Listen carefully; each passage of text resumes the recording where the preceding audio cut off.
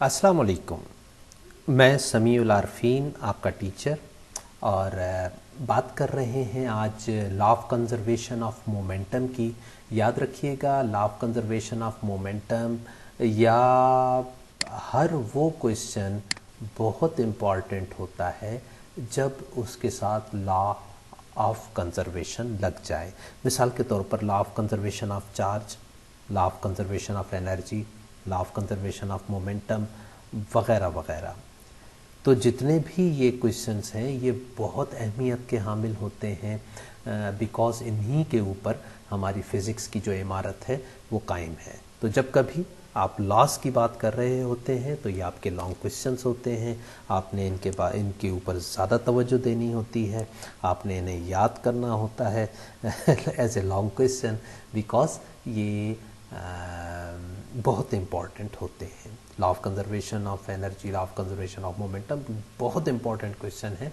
जैसे जैसे आप इस फिज़िक्स की दुनिया में आगे बढ़ेंगे आप नोटिस करेंगे कि ये जो लॉज हैं ये बहुत इंपॉर्टेंट क्वेश्चंस कंसीडर किए जाते हैं। ओके, मैं बात कर रहा हूँ law of conservation of momentum की, यानी मैं यूँ कहूँ law of conservation of energy को अगर मैं डिफाइन करूँ तो energy can not be created not be destroyed but it can transform from one form to another. यानी एनर्जी एक शक्ल से दूसरी शक्ल में चेंज हो जाती है, लेकिन ना तो आप इसे पैदा कर सकते हैं और ना ही आप इसे डिस्ट्रॉय कर सकते हैं। बिल्कुल इसी तरह से मोमेंटम भी एक जिस्म से दूसरे जिस्म में मुंतकिल हो जाता है। कैसे? आप अगर बच्चियां हैं तो आपने तो कभी ऑब्ज़र्व नहीं किया होगा, लेकिन जो बॉयज़ हैं वो अमूमन स्नूकर खेलते हैं, ठीक है ना? तो ओके, तो ये आपके पास एक मैस है, let suppose it is mass 1 and moving in that velocity. Let suppose इसकी वेलोसिटी है 10 मीटर पर सेकेंड। ये इसकी वेलोसिटी है। जबकि एक और गेंद है जो कि रेस्ट में है। याद रहे स्नूकर की जो गेंदें होती हैं वो आइडेंटिकल होती हैं, ठीक है।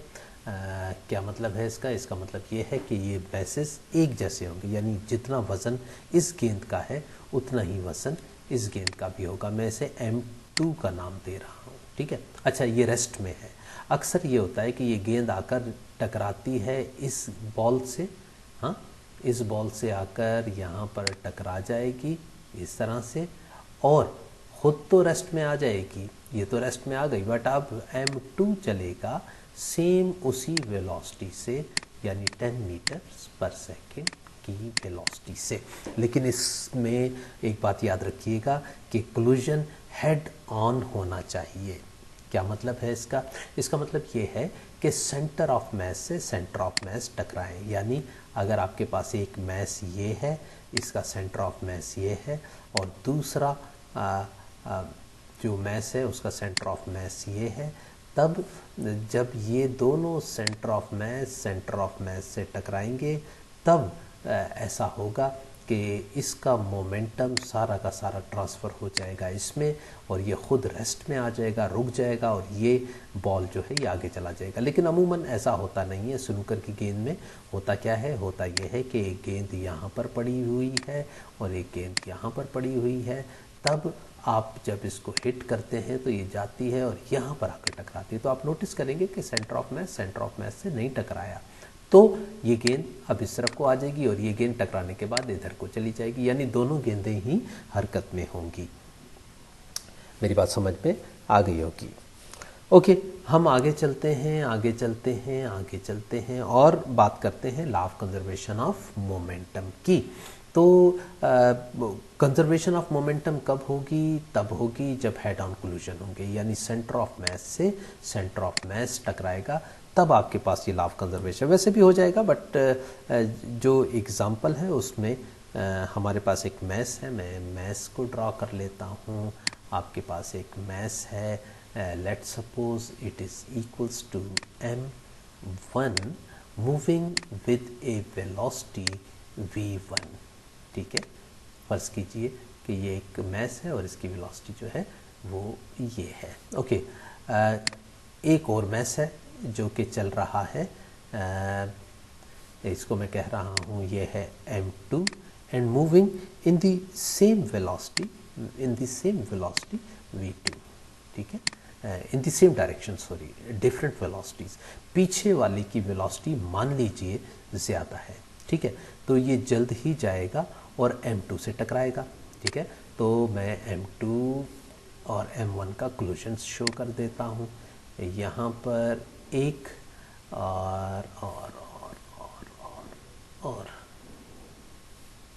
और यहाँ पर आपके पास ये ले कोलिजन हो गया, ठीक है। तो कोलिजन हो गया। अब m1 और m2 आपस में टकराए। एक बात याद रखिएगा कि जब कभी कोलिजन होता है तो m1 फोर्स लगाएगा m2 पर, तो नतीजे में उतनी ही फोर्स m2 लगा देगा m1 पर। ये रूल है, हमेशा ऐसा ही होता है। ओके, जब ऐसा हो जाएगा तो उसके बाद अब आपके पास टकराने के बाद चूँकि सेंटर ऑफ मास से नहीं टकराए, लिहाजा अब आपके पास ऐसे ये हो जाएगा m1 moving in that direction with a velocity v1 prime, ठीक है। अच्छा, यहाँ पर अगर आप नोटिस करें, इसकी बात कर रहा हूँ, तो m1 was moving with velocity v1, लेकिन टकराने के बाद इसकी वेलोसिटी चेंज हो जाएगी, ठीक है। क्या हो जाएगी कोई पता नहीं, तो मैंने इसे कह रहा हूँ v1 प्राइम। टकराने के बाद, टकराने से पहले इसकी वेलोसिटी और थी, टकराने के बाद इसकी वेलोसिटी और हो गई। ये बात बिल्कुल ऐसे जैसे आप भाग रहे होते हैं और सीधे जाकर अपने दोस्त से टकराते हैं, तो अभी भी आप भाग ही रहे हैं, लेकिन अब आपकी वो वेलोसिटी नहीं रही जो पहले थी टकराने से पहले, है ना।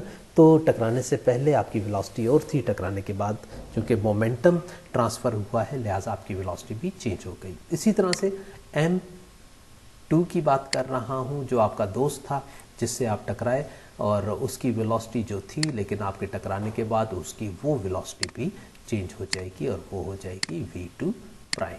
ओके, अब मैं इन दो तस्वीरों को लेके चलूँगा, एक टकराने से पहले और एक टकराने के बाद। ये टकराने से पहले का मोमेंटम है इन दोनों का, सॉरी, और ये है टकराने के बाद का मोमेंटम, ठीक है। तो ये टकराने के बाद का मोमेंटम है। अच्छा, मैं अगर देखता हूँ, चूँकि मोमेंटम चेंज हुआ है, लिहाजा मैं यहाँ पर F क्रॉस T लगाऊंगा। F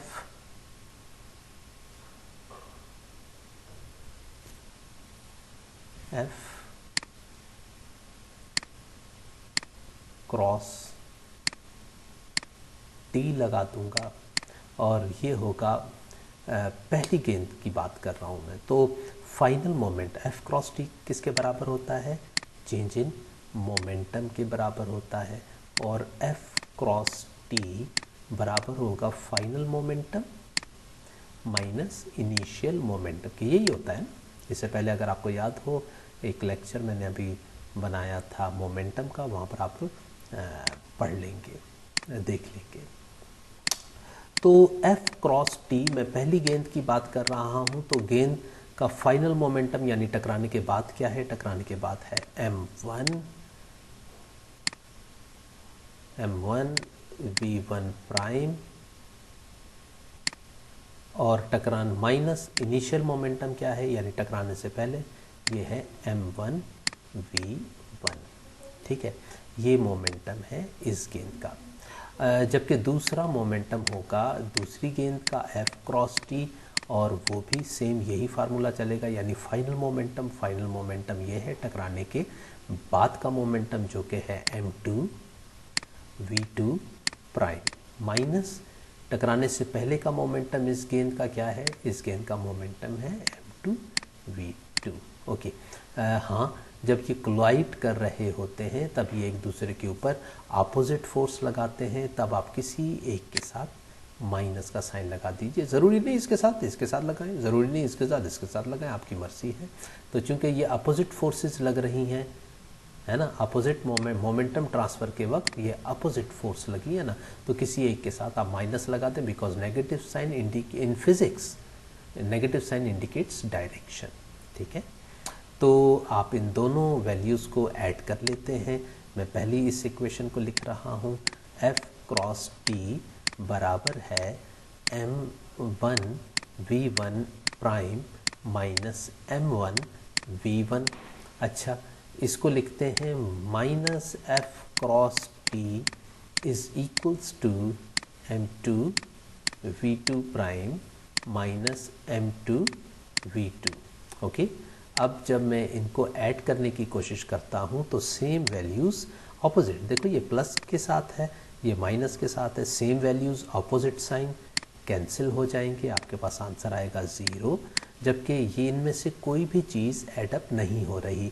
तो मैं पहले इसको लिखूँगा ऑर्डर में ले आऊँगा, ऑर्डर में ले आऊँगा और लिखूँगा m1 v1 prime minus m1 v1, और फिर इसको लिखूँगा plus m2 v2 prime minus m2 v2। मैंने कुछ भी नहीं किया, चूँकि एक जैसी वैल्यूज़ नहीं थी, सॉल्व नहीं हो रही थी, मैंने कुछ भी नहीं किया भाई। इस वैल्यू को पहले लिख लिया, इस वैल्यू को यहाँ पे ले आया, इस वैल्यू को यहाँ पे ले आया और इस वैल्यू को यहाँ पे ले आया, बस। अच्छा, अब यहाँ पर मैं क्या कर रहा हूँ कि ऑर्डर में करूँगा, माइनस की वैल्यूज़ को दूसरी तरफ ले जाऊँगा और प्लस की वैल्यूज़ को दूसरी तरफ ले जाऊँगा। ओके, तो मेरे पास ये माइनस की वैल्यू है, ये वाली, और इसको माइनस की वैल्यू को जब मैं इक्वल की उस तरफ लेके जाऊँगा प्लस हो जाएगा, यानी m1 v1, और एक माइनस की वैल्यू ये भी है, इसे उधर ले जाऊंगा तो ये भी प्लस हो जाएगी, यानी m2 v2। ओके, जबकि यहाँ पर जो ऑलरेडी प्लस में हैं उनको मैं नहीं छेड़ रहा, m1 v1 प्राइम, और ये वाली वैल्यू है जो कि है m2 v2 प्राइम। ठीक है, तो अब अगर आप नोटिस करें कि टकराने से पहले का मोमेंटम m1 v1, देखो टकराने से पहले इन दोनों बॉल्स का मोमेंटम क्या था, इसका मोमेंटम टकराने से पहले था m1 v1 और इसका मोमेंटम टकराने से पहले क्या था, m2 v2। अच्छा, टोटल मोमेंटम कितना है, दोनों को प्लस कर लो, है ना। तो टोटल मोमेंटम टकराने से पहले और इसका जो टोटल मोमेंटम है टकराने के बाद, which is equals to m1 v1 prime, और इसका मोमेंटम है m2 v2 प्राइम। अच्छा, मैं इनमें बीच में प्लस डाल देता हूँ, तो टकराने से पहले का मोमेंटम और ये टकराने के बाद का मोमेंटम है। तो यहाँ पर आप नोटिस करेंगे कि टकराने से पहले का मोमेंटम और टकराने के बाद का मोमेंटम दोनों बराबर है। इसका मतलब है ये है law of conservation of momentum, means momentum में कोई तब्दीली नहीं आई, कोई चेंज नहीं आया, कोई इंक्रीज डिक्रीज नहीं हुए। सिंपली अगर आप नोटिस करें तो टकराने से पहले का मोमेंटम जो था वो ही टकराने के बाद का मोमेंटम भी है, ये बराबर है। ये इक्वेशन ये बता रही है कि ये वैल्यू बराबर है इसके। इसका मतलब है कि टकराने से पहले का मोमेंटम और टकराने के बाद का मोमेंटम दोनों के दोनों बराबर है। ठीक है, तो उम्मीद है ये बात आपको बहुत अच्छे से समझ आ गई होगी। इंशाल्लाह अगले लेक्चर में फिर मुलाकात होगी। अगर आपको मेरे लेक्चर्स पसंद आ रहे हैं तो काइंडली सब्सक्राइब ज़रूर कीजिएगा, शेयर भी कीजिएगा, लाइक कर दें और ज़्यादा से ज़्यादा बच्चों को बताएं ताकि आसानी हो जाए उनके लिए भी और मेरे लिए भी। इंशाल्लाह आपसे अगले लेक्चर में फिर मुलाकात होगी। मुझे दीजिए इजाज़त। अल्लाह हाफ़िज़।